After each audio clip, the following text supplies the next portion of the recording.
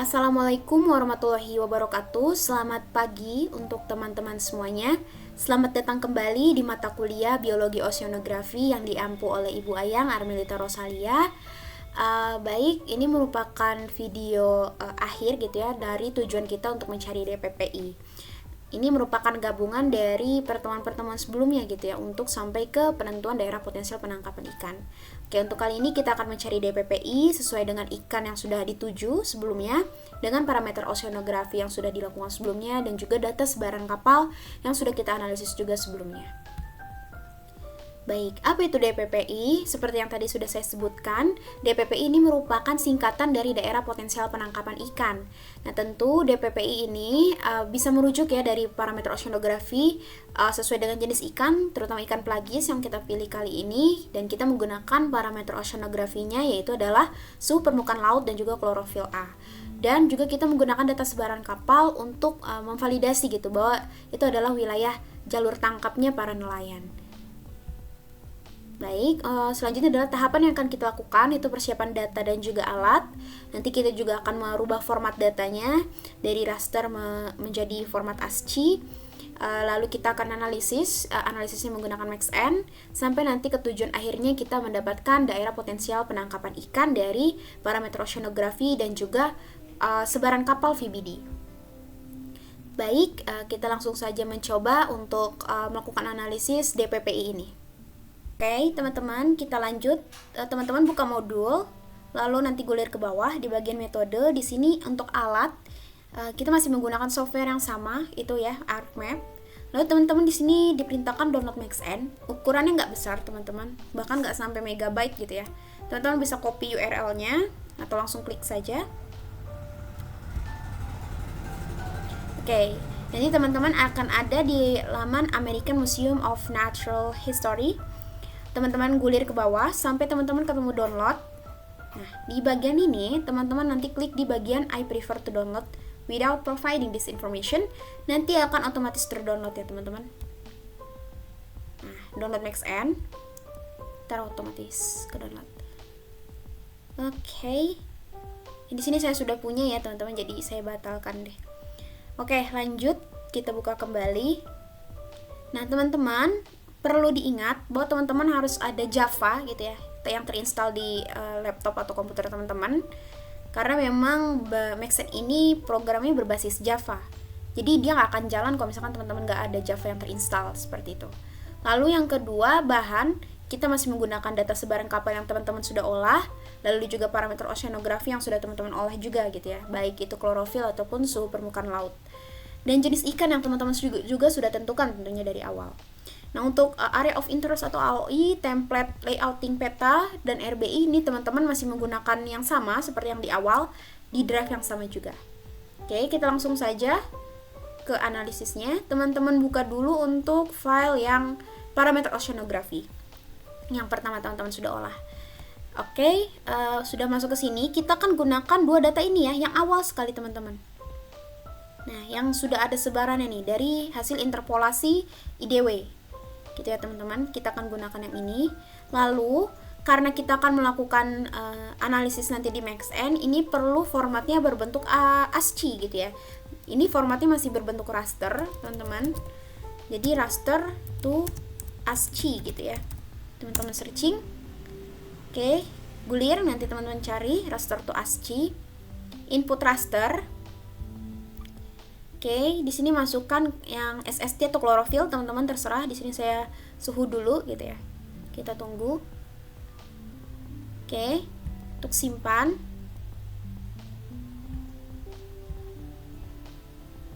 Nah, di sini saya simpan di folder yang awal aja gitu ya, biar nggak bingung.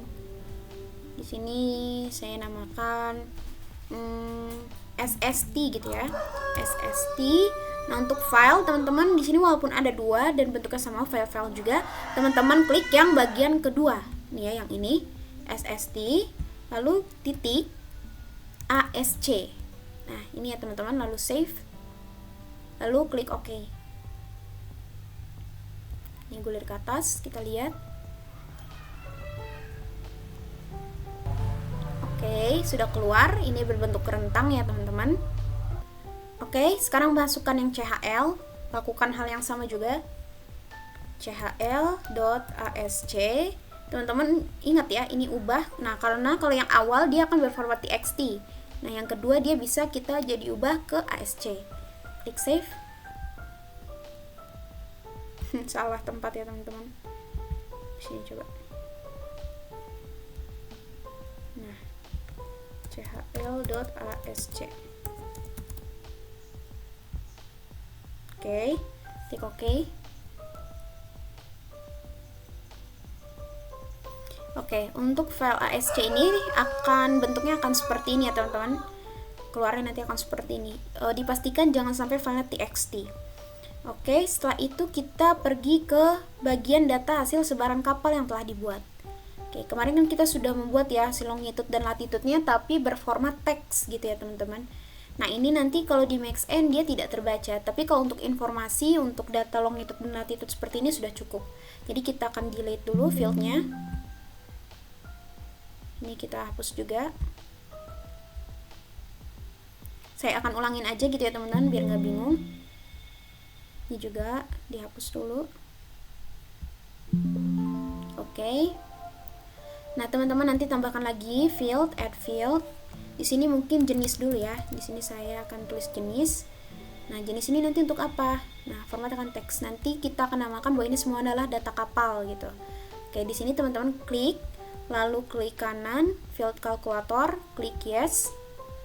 Oke, pastikan di sini sudah jenis ya. Lalu tanda petik, tulis teman-teman di sini kapal, karena ini merupakan data titik kapal, jadi di sini namanya adalah kapal. Kita tunggu agar semua terisi kapal seperti itu. Oke, ini sudah. Kecilin. Oke, kita masukin data longitude dan latitude tapi berformat numerik gitu ya teman-teman, biar bisa terbaca sama Maxent-nya gitu, titik koordinatnya. Nah di sini saya akan double aja. Saya klik OK. Oke, untuk longitude kita langsung masukkan saja calculate geometry. Klik yes. Lalu di sini adalah kalau longitude X sudah decimal degree, klik yes. Oke, kita masukkan lagi sekarang adalah latitude. Di sini double. Oke, kita geser, klik kanan lagi, calculate geometry, dan isi yang bagian ini. Ini sudah benar, klik OK. Yes. Oke, sudah. Sekarang data tabular ini kita akan nanti ubah dulu ya, karena ini masih koma, nggak akan terbaca dan ini belum bisa dapat gitu ya data ini buat dimasukin ke Maxent. Jadi nanti teman-teman ke search lagi, cari table to Excel. Nah, kita akan konversi, masukkan di sini input tablenya data kapal ya, karena kita tadi ubahnya dari data kapal. Dan perhatikan nanti tempat simpan ya teman-teman. Di sini kapal saya masukkan yang kedua deh biar nggak bingung. Berarti di sini namanya adalah kapal. Type-nya cuma file ya, langsung saja. Oke. Kita tunggu, di sini nanti ada tanda bahwa sudah ke konversi. Kalau misalkan nggak terlihat, teman-teman buka saja ya nanti. Oke, di sini ada tandanya nanti. Oke, data sudah ada gitu ya, sudah masuk ke Excel. Biasanya kalau error terjadi itu kalau misalkan datanya jumlahnya banyak gitu ya, titik-titiknya mungkin sampai ribuan, itu biasanya tidak bisa gitu untuk dikonversi dari table ke Excel seperti itu teman-teman. Oke, kita langsung buka nanti ke Excel gitu ya data yang tadi. Oke teman-teman, nah ini sudah terkonversi dia ya otomatis dari cara yang kemarin itu teman-teman, di file, lalu nanti kita ke advance dan diubah ke titik seperti itu. Nah nanti kita akan hapus saja ini bagian object ID sama grid code, kita sisakan si jenis, longitude dan latitude-nya. Nah seperti ini. Oke teman-teman, karena ini bentuknya masih data terpisah ya, jadi kalau untuk di Maxent ini datanya tuh harus gabung dalam satu format dan dipisah dengan koma. Nah jadi kita bisa pakai text join ya, text join, kita masukkan delimiternya, nanti di sini koma, titik koma. Nah kita masukkan ini true, titik lagi, titik koma. Di sini masukkan, tutup. Nah, jadi bentuknya dia harus seperti ini. Nah, biar otomatis kita tarik sampai bawah. Oke, ini sudah. Nah, lalu ini kita copy ya teman-teman. Kita copy. Lalu di sini kita paste value-nya ya. Oke. Setelah sudah, ini kita hapus saja. Oke. Ini jangan lupa gitu ya. Kita Ctrl Shift sampai ke bawah. Ini kita pindahkan ke atas. Nah, biar rapi. Dia jadi dalam satu tabel gitu ya. Nah, di sini nih dia ngerangkup, hanya dipisahkan dengan koma. Nah, jika sudah, kita save lagi. Kedua dengan format sama ya, CSV. Nggak apa-apa kita ubah yang tadi. Jadi nanti teman-teman save. Do you want to replace it? Yes. Sekarang kita masuk lagi ke Maxn. Kita coba lagi apakah sudah bisa. Oke, sudah bisa. Nah, sekarang untuk environmental layer itu kita gunakan data oceanography yang sudah berubah formatnya jadi ASC. Gitu ya teman-teman. Nah, di sini kok kan nggak terlihat ya. Jadi teman-teman klik yang bagian ini, kita klik on all files. Nah, ini sudah ada. Ini SST ASC sama CHLASC. Teman-teman klik salah satu saja. Nah, nanti dua-duanya yang berformat ASC masuk ke dalam sini. Nah, ini untuk ini sudah ya, sudah tidak perlu diubah. Kita create curve, do jackknife juga. Nah, bagian yang awal ini teman-teman juga jangan lupa output direktorinya di mana. Kalau saya sarankan teman-teman buat baru dulu karena nanti datanya akan banyak sekali. Maxn namanya gitu ya. Oke, nanti teman-teman simpan di sini gitu ya. Oke, kita ulangi. Browse. Oke, kita simpan di sini nanti. Open. Oke, nanti kesimpan di situ dia. Lalu nanti kita ke setting dulu. Nah, untuk basic, nah ini mungkin ini aja. Random testnya, untuk data testnya nih kita pakai 30. Kita buka lagi modul ya. Disesuaikan aja, teman-teman tinggal ikutin dulu aja.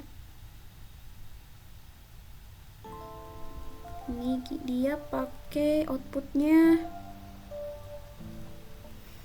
30 dan 50 ya. Oke, 31. Setting. Replikanya itu bebas teman-teman ya. Banyak bagus gitu. Kalau datanya tergantung ya, harus sesuai. Sini misalkan itu kan 50. Datanya tadi titiknya nggak terlalu banyak. Mungkin di sini 30 aja dulu. Ini run type-nya udah cross validate aja. Lalu kita ke advance. Ini 500. Sudah. Kita lihat lagi ke modul. Oke. Kita balik lagi ke Maxn. Sini kita ubah jadi 5000. Nah, untuk yang lainnya eksperimental udah tidak perlu diubah, basic. Udah. Nah, jika sudah, teman-teman sudah, tinggal klik run. Oke. Ini banyak ya teman-teman. Tadi karena kita tulis replikanya tuh sampai 30, maka dia akan mengulang terus sampai ke 30 gitu. Jadi ini agak lama, teman-teman mungkin perlu waktu gitu untuk menunggu ini. Jadi nanti akan saya cepatkan saja. Oke, datanya sudah selesai. Nah, ini memang nggak ada hasil apa-apa. Jadi teman-teman langsung di folder yang sudah tadi kita simpan. Teman-teman klik aja, buka foldernya. Tadi saya simpannya di Maxn. Kita buka dulu. Di sini. Oke. Berarti nanti kan tadi kita replikasinya itu ada 30. Nah, di sini nanti kurang lebih ada 30. Nah, itu disesuaikan lagi teman-teman. Jika jumlah datanya lebih banyak, jumlah replikasinya lebih baik ditingkatkan lagi gitu ya. Nah, untuk hasilnya ini ada kapal 0, kapal 1, ada kapal sampai nanti kapal 30 gitu. Jadi, teman-teman, hasil agregat datanya ini ada di yang kapal saja. Jadi, teman-teman buka. Oke, nanti analisisnya akan terlihat seperti ini gitu ya. Nah, nanti di sini juga disediakan oleh dia untuk melihat model kapal keberapa nih, dari replikasi ke-1, ke-2 sampai ke ini 29 ya, karena dinilai dari 0 gitu. Nah, nanti teman-teman bisa lihat-lihat gitu untuk data-datanya per replikasinya. Oke, di sini ada hasil analisisnya.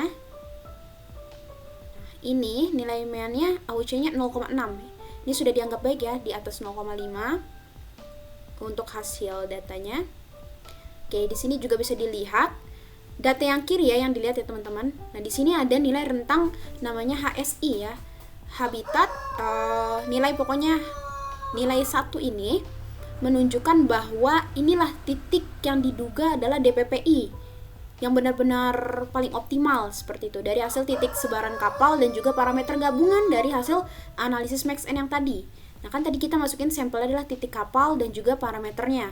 Nah, jadi nanti hasil gabungan itu akan terlihat gitu ya. Nih, bisa kita pencet teman-teman, bisa kita lihat. Sebentar. Oke, ini bisa kita lihat.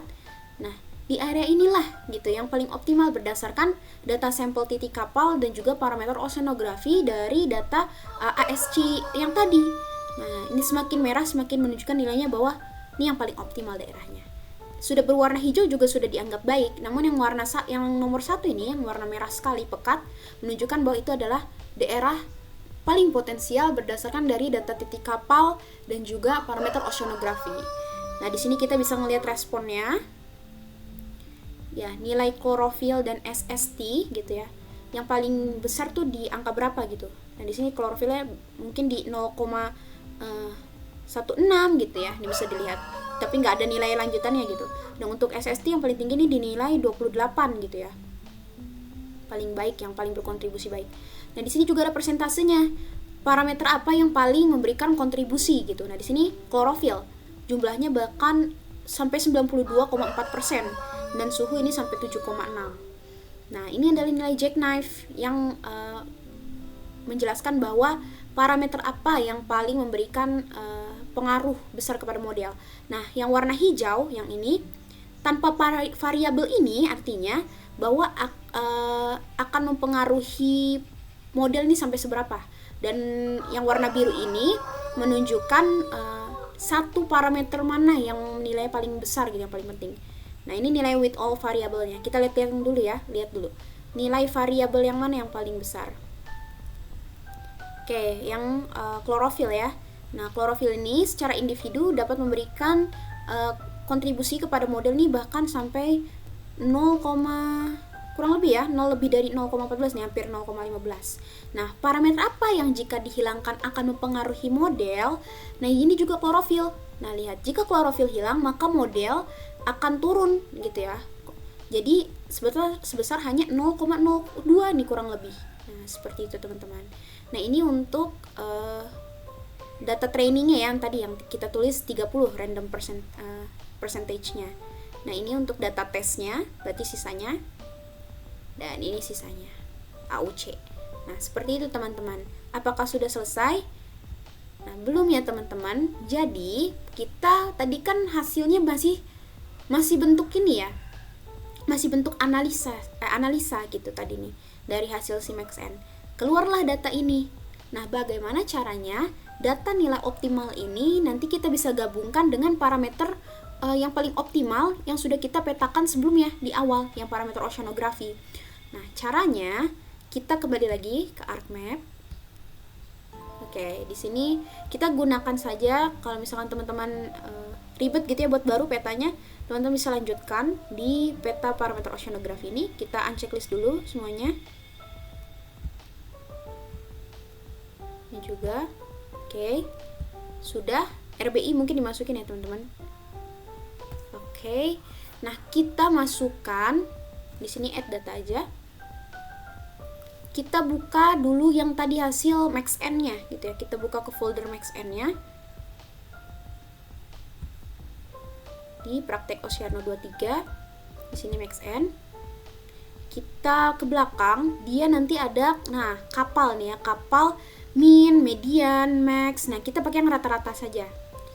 Nah, kapal average. Nah, ini hasil gabungan dengan format juga masih ASC. Oke, nah sudah. Kan tadi kita juga sudah punya hasil. Nah, ini ya data raster ini nih. Ini kita sudah ada. Nah, sekarang kita akan buat bagaimana nih dari data rentang ini agar menjadi kelas seperti ini. Teman-teman sudah belajar sebelumnya. Kita akan gunakan reclassify untuk diklasifikasi kembali. Pilih yang spatial analysis tool. Teman-teman lagi input raster yang kapal. Oke. Nah, di sini kita classify lagi. Lebih mudah kita buat berapa kelasnya? Teman-teman mungkin kita buat 3 aja gitu ya. Oke. Di sini sudah ada rentangnya. Nah, bagaimana menentukan kelasnya? Nah, tadi kan ada 0 sampai 1 ya. Nilai 1 berarti nilai HSI yang benar-benar menunjukkan bahwa itu adalah daerah potensial penangkapan ikan. Jadi ini kan yang mendekati 1 0 sampai dari 0,66 sampai 0,97. Artinya udah hampir 1 nih, udah hampir nilai sempurna. Jadi ini kita jadikan kelas 1, ini jadi 2, ini jadi 3. Tentu ini yang paling rendah gitu ya, yang 0 sampai 0,3. Kita simpan lagi, kita buat reclass. Kita keluar dulu. Oke. Kita buat di sini aja gitu ya, teman-teman ya. Raster dataset. Di sini kita namakan, mungkin buat kelas baru ya, biar nggak tumpang-tumpang nanti. Jadi di sini dinamakan untuk hasil DPPI misalkan. Kita buat folder DPPI. Kembali dulu. Nah, kita lihat, nah ini DPPI. Kita simpan berarti di sini recapal gitu ya, recapal. Klik save. Oke, kita tunggu terlebih dahulu sampai dia berbentuk kelas. Oke, sudah ada. Nilai 1 berarti adalah nilai yang paling baik, yang paling optimal. Oke, nah ini sudah benar ya, sesuai dengan tadi data max n-nya. Kita coba lihat lagi, kita bandingkan apakah benar sesuai. Nah, ini ya teman-teman, kita bandingkan lagi dengan data ini. Oke, sudah sesuai gitu ya. Oke, apa perlu kondisi? Kita coba dulu aja, kita langsung overlay ya teman-teman. Jadi teman-teman searching lagi raster kalkulator, kita akan langsung overlay nilai 1 dan nilai 2 dari kondisi yang sudah kita ambil nih. 2 parameter yang paling optimal pada saat kita melakukan pemetaan suhu dan juga klorofil. Oke, kita masukkan kondisinya ini. Lalu kita tambah. Oke, kita masukkan recapal. Oke, langsung ke output rasternya. Di sini kita langsung coba dulu aja DPPI. Oke, kita coba dulu, klik OK. Apakah langsung hasilnya 3? Oke, hasilnya sudah langsung 3. Kita lihat. Oke, ini adalah hasilnya. Agar lebih mudah, kita lakukan lagi pengkondisian. Teman-teman klik Arc Toolbox. Agak lama ya, jadi akan saya pause dulu. Oke, teman-teman, menghindari error, teman-teman bisa langsung save dulu aja, biar selamat datanya. Oke, sekarang kita ke atas ya, kita cari ke conditional dan con. Teman-teman masih di posisi yang sama, spatial analysis tool. Kita masukkan, berarti datanya adalah data DPPI. Expressionnya jangan lupa, berarti kita masukkan angka 3. Value, klik dulu sama dengan 3. 2 tambah 1 ya tadi teman-teman. Lalu masukkan lagi DPPI. Oke, ininya save. Berarti ini adalah, tulis saja akhir gitu ya. Tadi udah DPPI soalnya namanya. Akhir, save. Kita tunggu lagi beberapa saat. Oke. Hasilnya sudah keluar. Kita tunggu, memang biasanya loading wilayahnya dulu nih. Oke. Ini masih berbentuk raster dan kita tidak tahu nih apakah nelayan tahu letak tepatnya itu di mana. Jadi di sini kita lakukan lagi sama masukkan longitude dan latitude. Oke, ini masih raster ya. Jadi belum bisa langsung, kita ke search lagi teman-teman. Masukkan lagi raster to point. Raster to point. Oke, masukkan yang ini. akhir ya, tadi yang sudah hasil kondisi, value sudah benar, DPPI. Oke, di sini berarti DPPI F, DPPI final misalkan gitu ya. Oke.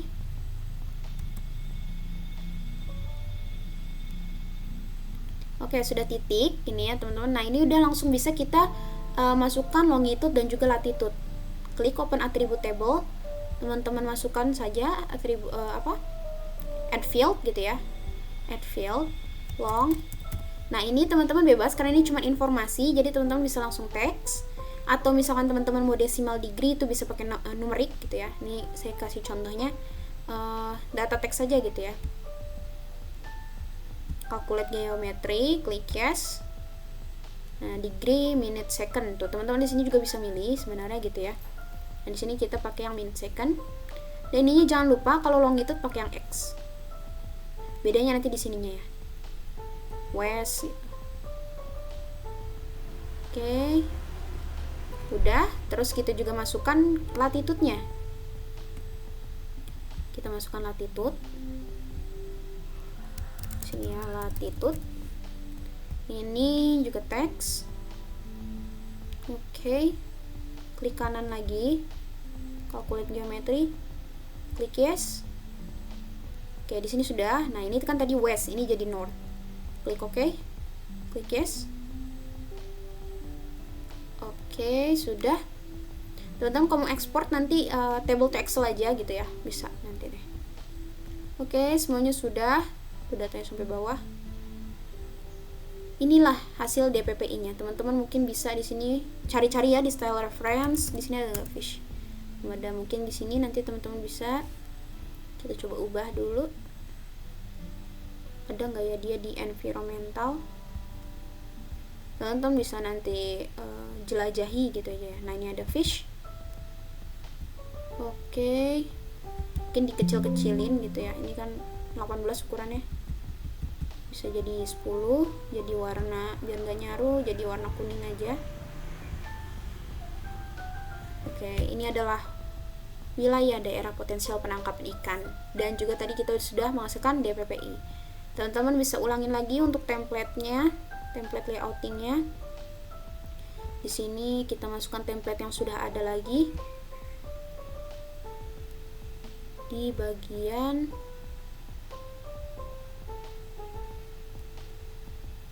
di sini. Masukkan template layouting, finish.